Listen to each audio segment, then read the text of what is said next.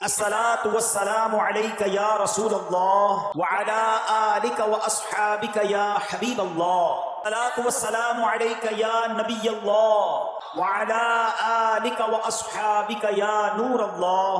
فرمان آخری نبی رسول ہاشمی صلی اللہ تعالی علیہ وسلم، جسے کوئی اہم حاجت درپیش ہو وہ مجھ پر کثرت سے درود شریف پڑھے، کیونکہ درود پاک دکھ، درد اور مصیبتوں کو دور کرتا اور رزق میں اضافہ کرتا ہے.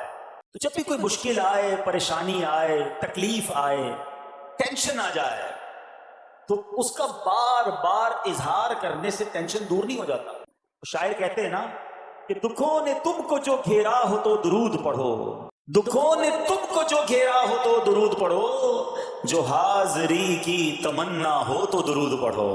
صلو علی الحبیب صلی اللہ تعالی علی محمد صلی اللہ علیہ وسلم.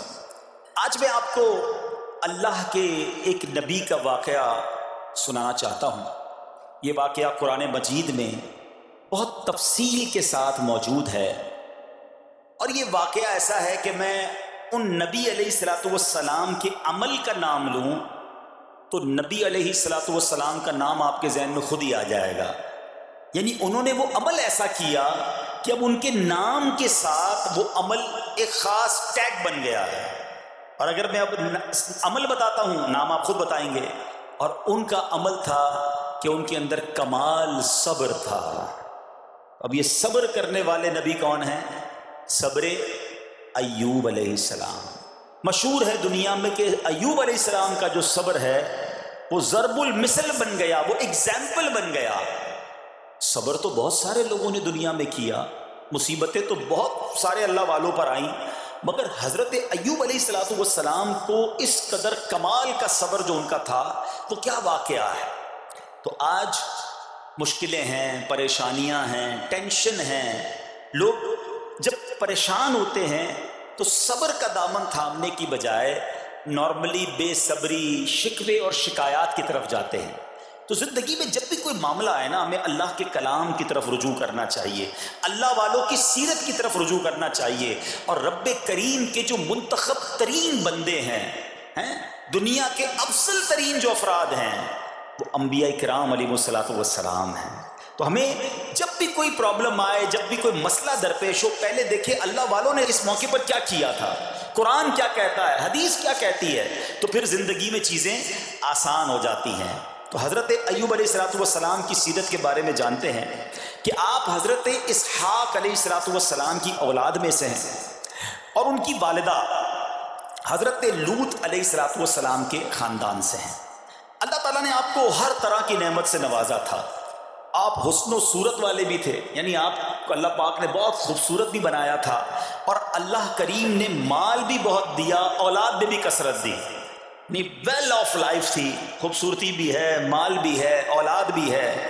اچھا، پھر ظاہر مال تھا تو گھر بھی تھے، جانور بھی تھے. اس زمانے میں جو ویلتھ ہوتی تھی، جو پیسہ ہوتا تھا، وہ جانوروں کی صورت میں ہوتا تھا. آج کل لوگ گاڑیاں رکھتے ہیں، سونا زیورات رکھتے ہیں، اس زمانے میں جانور ہوتے تھے. بلکہ اب بھی اگر پاکستان کے بھی آپ انٹیریئر کے ایریا میں چلے جائیں، گاؤں گوٹ میں جائیں، تو لوگ اپنا مال و دولت سے جانور ہی خرید رہے ہوتے ہیں. ان کے نزدیک یہی ان کا جو ہے وہ جو بھی ان کا کاروبار ہوتا ہے اور مال ہوتا ہے.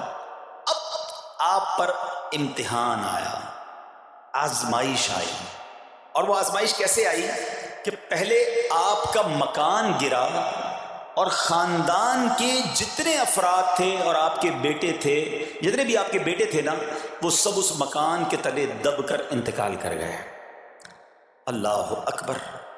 آپ کو آ کر خبر دی جاتی گئی کہ حضور آپ کا مکان گر گیا ہے، آپ کے بچے دب گئے اور دب کر ان کا انتقال ہو گیا ہے. آپ فرماتے تھے میرا کیا ہے، جس کا تھا اس نے لے لیا. جب تک اس نے مجھے دے رکھا تھا وہ میرے پاس تھا، جب اس نے چاہا اس نے واپس لے لیا. اسی نے دیا تھا نا. تھوڑی دیر بعد خبر آئی کہ آپ کے جتنے جانور تھے، ہزارہا اونٹ تھے، بکریاں تھی، ریوڑ کے ریوڑ تھے، سارے جانور جو ہیں وہ مر گئے. کسی نے آ کر کہا کہ اب آپ کی جتنی دولت تھی، جتنے جانور تھے، وہ بھی مر گئے. سبحان اللہ، آپ اللہ کا شکر بجا لاتے، کہتے یا اللہ جو رب کا تھا اس نے واپس لے لیا، اسی کا تھا، جتنی دیر چاہا میرے پاس رہا، واپس لے لیا اس نے۔ میں اپنے رب کی رضا پر راضی، میں اس امتحان پر راضی ہوں۔ اللہ اکبر۔ اب کیا ہوا کہ آپ کی تمام کھیتیاں اور جو باغات تھے، بہت بڑی زمینیں تھیں، بڑے بڑے کھیت تھے، وہ بھی سارے کے سارے برباد ہو گئے۔ کسی نے پا کر بتایا کہ حضور اب تو کھیت بھی گئے، اب باغات بھی گئے۔ آپ نے فرمایا کہ جس کا تھا اس نے لے لیا، میں اس کی رضا پر راضی ہوں۔ جب تک میرے پاس تھا وہ میرے پاس تھا، اب رب نے واپس لینا چاہا تو اس نے لے لیا۔ اب he was empty handed، یعنی اب کچھ بھی نہیں تھا، نہ بچے ہیں، نہ مال ہے، نہ جانور ہے، نہ مکان ہے۔ مگر حضرت ایوب علیہ السلام کی زبان پر پھر بھی شکر ہے، اب بھی شکر ہے، شکوہ نہیں ہے کہ اللہ میں تیری رضا پر راضی ہوں۔ لیکن ابھی امتحان ختم نہ ہوا تھا، اور اس امتحان کے پیچھے بعض مفسرین نے ایک اور قول بھی نقل کیا کہ شیطان نے حضرت ایوب علیہ السلام کو دیکھ کر اللہ کی بارگاہ میں کہا کہ مولا یہ تیرا بندہ اس لیے تیرا شکر گزار ہے کہ تو نے اسے بڑا نوازا ہے، بڑا مال دیا ہے، اولاد دی ہے، گھر دیا ہے۔ اب رب کریم نے حضرت ایوب پر امتحان بھیجا تاکہ پتہ چلے کہ میرے نیک بندے امتحان کے بعد بھی صبر کرتے ہیں۔ لیکن اب سب چلا گیا نا، تو شیطان نے کہا کہ ابھی جان تو باقی ہے نا، صحت تو باقی ہے۔ اللہ اکبر۔ مزید آزمائش آئی اور یہ ہوا کہ آپ کو بیمار کر دیا گیا، مبارک جسم پر بڑے بڑے آبلے پڑ گئے، پھوڑے جس کو کہتے وہ پڑ گئے۔ اس حال میں آپ کے سارے دوست بھی آپ کو چھوڑ کے چلے گئے۔ آج کل ویسے بھی حال ایسا ہی ہے جناب، جب تک پیسہ ہے، شہرت ہے، آپ کے پاس کوئی مال ہے تو آس پاس بہت سارے لوگ ہوتے ہیں، مگر جب یہ سب چیزیں چلی جائیں نا تو بعض اوقات ایسی کنڈیشن میں اپنے اور پرائیوں کی جانچ بھی ہو جاتی ہے کہ اب کون کھڑا ہے۔ دوستی مال کے لیے تھی، دوستی شہرت کے لیے تھی، دوستی منصب کے لیے تھی، یا کسی کی ذات سے واقعی خالص دوستی تھی؟